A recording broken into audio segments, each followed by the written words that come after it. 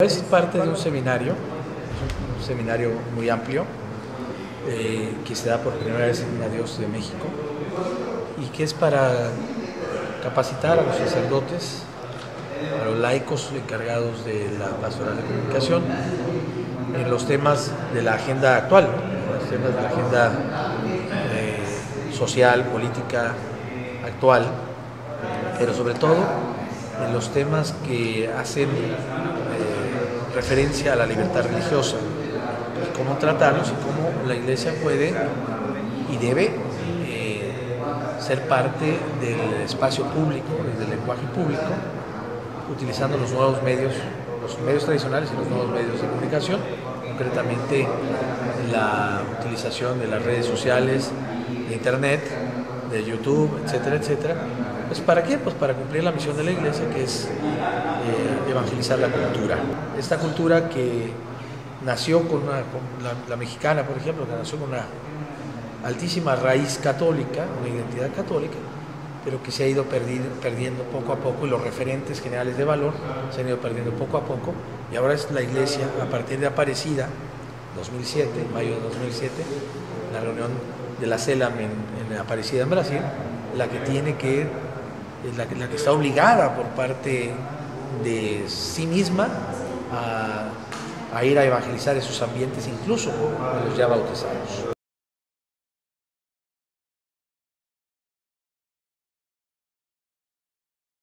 Yo creo que hay mucho desconocimiento de las potencialidades para el bien de las redes sociales. Yo creo que en todos los aspectos de la comunicación humana, todos, la comunicación es un bien por sí mismo, pero que no se usa siempre bien.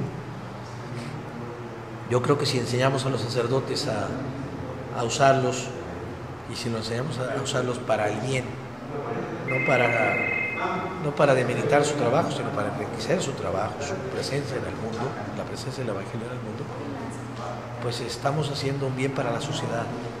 Yo creo que en la medida que los estudiantes, las amas de casa, los periodistas, los sacerdotes, los religiosos, los ingenieros, arquitectos, abogados, utilizamos para bien las redes sociales, no para esparcir el mal, la sociedad va a crecer. Y más en un sector, como es el sector de los sacerdotes, el sector de la Iglesia, pues que tiene un mensaje de paz, un mensaje de justicia, un mensaje de esperanza, que debe ser reconocido y reconocido como parte de la acción social hacia la paz, ¿no? Yo creo que eso es bien importante, ¿no?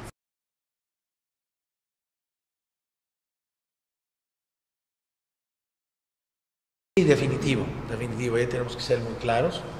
No existe ningún filtro para que esto no suceda. Y esto lo he querido dejar muy claro, ¿no? en este curso que es toda la semana, ¿no? Es decir, no existe una garantía de que el mensaje que lleven a cabo los sacerdotes, pues sea un mensaje bien recibido, y por el otro lado, que no haya agresiones por parte de muchos. Hay muchos trastornados en esta sociedad, pero aún a ellos, y sobre todo a ellos, Cristo los llama, ¿no? Cristo los hace parte de su redención, y la Iglesia tiene que ir a esos ambientes.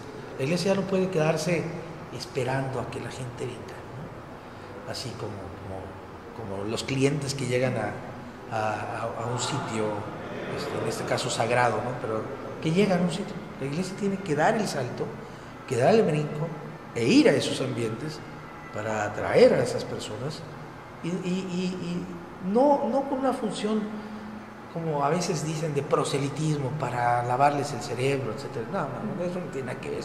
Ese mensaje ya está superado, da náuseas aparte. No, sino para contribuir al bien de la sociedad. Un fiel perfectamente integrado a su Iglesia, con características, digamos, de seguidor de la doctrina cristiana, pues no puede ser otra cosa más que un extraordinario ciudadano. Y por lo tanto, si la democracia se compone de buenos ciudadanos, de ciudadanos de tiempo completo, pues los católicos lo somos en grado excelso, o lo debemos ser en grado excelso. Entonces, dejemos a un lado toda esa retórica de que la iglesia lo que quiere es que la gente se caiga con su lana en las limosnas y que si es narco no importa, etcétera, etcétera. No, eso ni funciona dentro de la iglesia, o sea, ni preocupa a nadie. Preocupémonos porque la iglesia salga a conquistar los ambientes de los bautizados, los ambientes secularizados, y que lo salga con las herramientas actuales, de los medios actuales.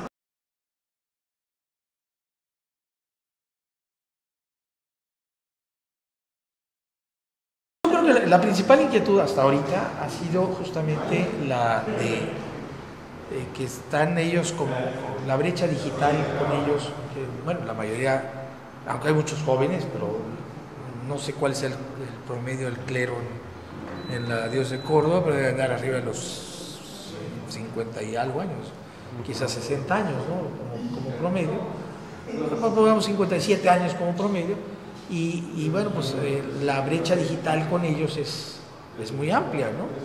Es muy amplia entre ellos y los medios digitales.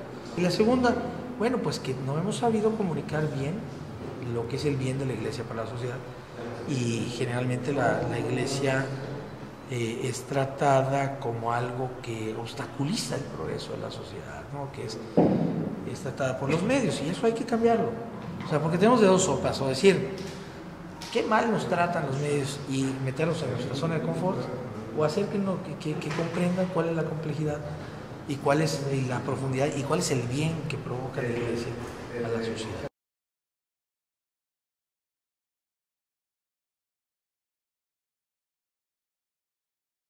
Yo creo que sí debe de haber yo no digo que un compromiso, en este caso con la Iglesia Católica, del reportero.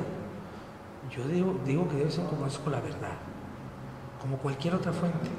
Nada más que esta fuente es parte de una historia, de una tradición que lleva 2000 años y que ha acumulado cualquier cantidad de pensamiento y de acción en sí misma.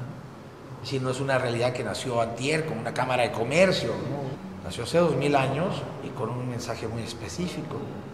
Vayan y conviertan en nombre de Dios, y vayan y enséñenles ustedes y denles ustedes la esperanza. Eso es, o sea, sí creo que el reportero de la fuente religiosa, como también creo que el reportero de la fuente financiera, pues tiene que especializarse en la fuente religiosa.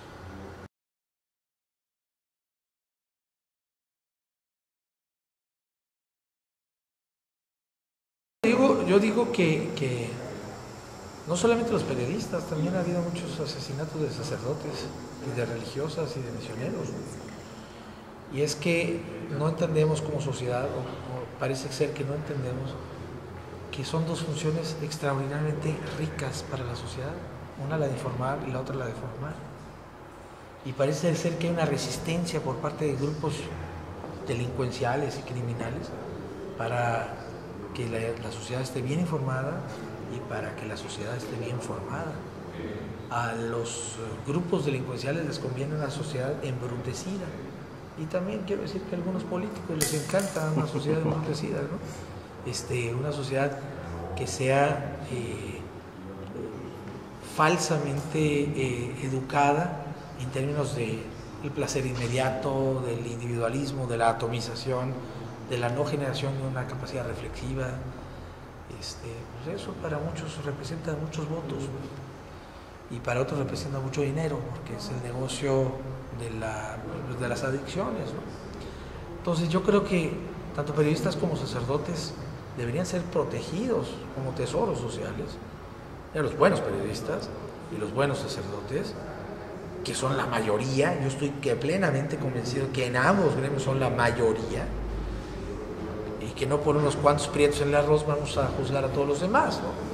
Yo creo que eso es importante para una sociedad, que proteja a quienes informan y a quienes forman.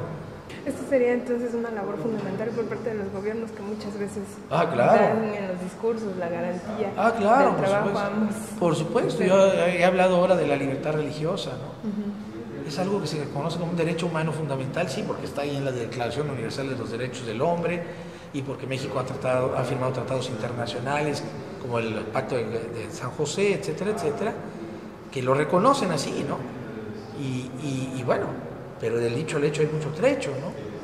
Sigue siendo el derecho a la libertad religiosa un derecho de segunda división. ¿Qué ha faltado? Ha faltado legislar bien, es decir, darle a la libertad religiosa la capacidad de expresión. Sí, la libertad religiosa es que yo puedo elegir religión, tengo todo el derecho a elegir vivir religiosamente y expresar ese derecho en público y en privado, o sea, en público.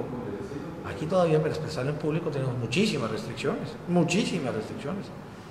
pero cientos de restricciones, ¿eh? Y los sacerdotes, bueno, también tienen muchísimas restricciones para expresar en público su fe.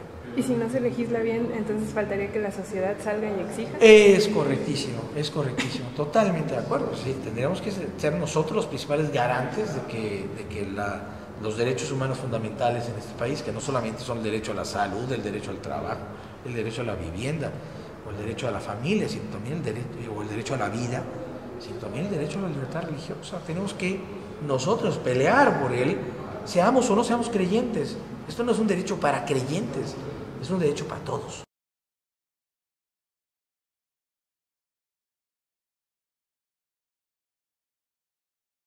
Totalmente politizados, se usan como armas políticas de segundo orden, ¿no? Es decir, de primer orden son los discursos y las vallas publicitarias, todo esto, pero esto es de segundo orden, ¿no? Es decir, se usan como armas arrojadizas, ¿no? En contra de partidos políticos. Concretamente el PRI le tira al PAN al respecto, ¿no? Y el PRD también al PAN al respecto de que son partido de mochos, etcétera, etcétera, ¿no? Y el PAN le tira al PRI que son partidos jacobinos y que persecutores y bla, bla. Y en eso estamos, ¿no? En una discusión, decía Borges, que es como el diálogo el pleito de dos calvos por un peine, ¿no?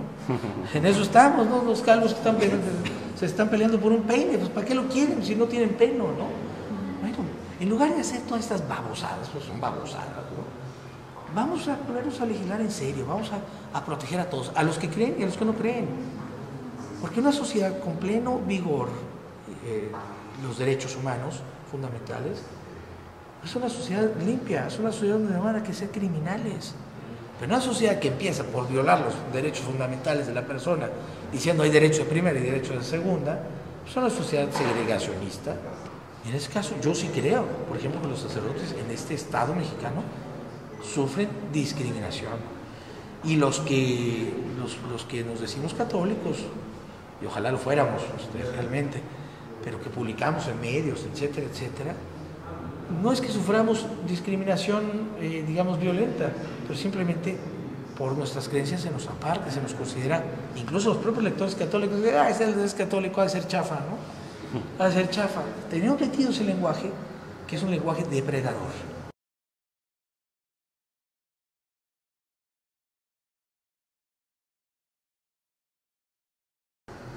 Yo creo que ya no nos alcanza el tiempo, o sea, ya no nos alcanza el tiempo para que esto, por ejemplo, el tema de la libertad religiosa, no, ahorita los debates pues, se han centrado en que si uno es corrupto y que si el otro va a poner a su tío en Pemex, ¿no? Y la verdad que no va a entrar la libertad religiosa, ¿no? Que si uno va a crear 7 millones de empleos y el otro 4 o el otro 26, pues da lo mismo, digo, si puedes prometer, yo puedo decir que voy a prometer que la luna es de queso, ¿no?